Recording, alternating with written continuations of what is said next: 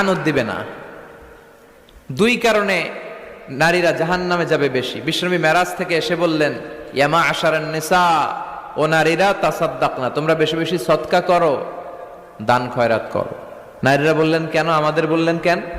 বিশ্বনবী বললেন, উরিতু কুন্না আকসারা আহলিন নার, আমি জাহান্নামে দেখেছি পুরুষের চেয়ে নারীরাই বেশি জাহান্নামী হবে।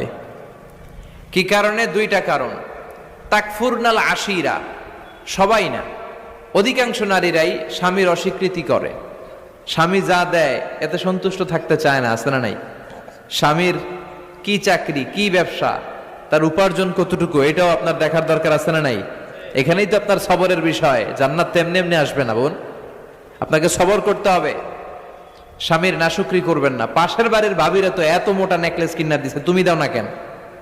এদের ঘরে তো দামি সোফা সেট, আমার ঘরে নাই কেন? এদের তো এইটা করে, এদের তো এইটা দিছে।